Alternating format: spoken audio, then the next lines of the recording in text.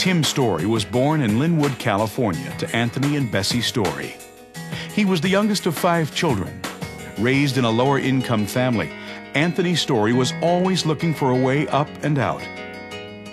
Humor and laughter played a big role in our family, and a lot of it had to do with we didn't really have that much, so we had each other, and we just had a lot of funny moments. Tim grew up with some real fun sisters and brothers, so there was always something going on at the Storey house. Everybody was always into something. My mother and my father were both very, very funny. My mother has a different sense of humor, I think more like mine, where she'll think for a while, and then she'll deliver a really good punchline. Bessie Storey is funny. Everybody liked Tim. Everybody thought he was cute, funny, but he was kind of quiet and shy, so I don't think people really knew how funny he really was. My dad was more of the charismatic figure. He'd come in and he liked to listen to Elvis Presley, so he'd like listen to Elvis and dance around, and very animated, always wanted to show the family a good time. Tim was a character. He was one of those guys who was always into something and always leading us into something. Wherever he was always kind of looking around with this grin on his face, and you always thought, what's he thinking? What's he up to? He always looked like he was ready to laugh or do something devious, or it was kind of this Tim thing that he had. I think brothers and sisters always fight. And so we had that fighting, and then we had the humor going back and forth, and the constant bantering that goes on. And my brother and I slept in the same room. We slept in the same bed. It was a roll-out couch type of thing that we slept in. And our bedroom was just full of like basically baseballs, you know, bats, mitts, that type of thing, you know, just everything, just the whole room was just like, if you walked in, it's like, who's these 2 sports maniacs? You know, I can think of traveling with 7 people in a Volkswagen from Los Angeles to Seattle, Washington. And so you had this Volkswagen. I mean, can you imagine 7 people in a Volkswagen? And me and my brother, or at times just my brother, were in the back of the Volkswagen. So that was like our favorite trip, and we just cracked up all through that trip. But we had some really good times, and I think that humor in that house really helped save my life in later years. Okay, watch this. Dear Pastor Tim, greetings in the name of the Lord. I was at the reception this morning, and I came to talk to you. I came to kill you. No. But the thing is that you don't want to get to the point where you have to keep going under a different name every time. I am so sorry for pestering your sleep, but I need to talk to you. Can you please make time for me now? I slept last night exactly like 1 hour. So, I mean, that's a scary thing. Number one, you wonder how they know where you're staying, right? But it's crazy, these people that call over all these things and say they're downstairs and they want to talk to you.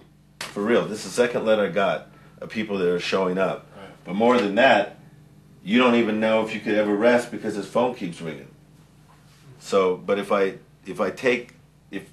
change my name, then all the people that I know that I want to call.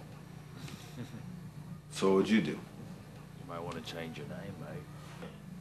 I'm changing it to Elvis Presley. Born of mixed heritage, the Storeys all possessed a striking physical appearance. However, of the green-eyed siblings, Tim was easily picked out as the oddball, thus leaving him to wonder where exactly he fit in. You know, growing up, he had to go through a lot of really, really tough stuff that I basically got carte blanche. Me and my older sister, Peggy, got carte blanche on a lot of stuff, and Tim had to like fight for everything. When I was in school, I think I was a bit of a class clown. I don't think I was a bit of a class clown. I think I was. It's like I teach a lot on purpose and God idea. I think I kind of thought that was my purpose, and to fulfill the role of the class clown. So I got myself in a lot of trouble. In 6th grade, I used to remember my class used to be facing Tim's class, so I could see every once in a while Mr. Prober, Tim's teacher, would pull him out by the ear.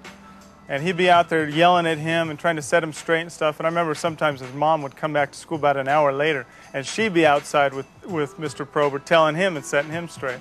So Tim got in trouble quite a bit. I think that I was a little bratty growing up, and I know you guys can't see that now, but I was a little bratty. And I also had anger in me. So all that, spoiled, bratty, anger, bad temper.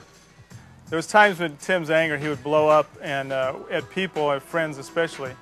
And I'd have to intervene in the situations and just try to calm him down and try to get him away and stuff. And unfortunately for me, since I was the older brother, I was the one who had to protect him, so he got me in a lot of fights because he used to have a big mouth and didn't use the right choice words sometimes.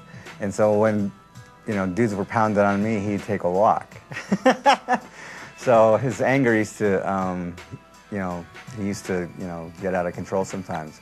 Being in the same school, being on the Little League teams together, I saw Tim go through a lot of abuse. I saw him go through, literally, my teacher calling him a nigger.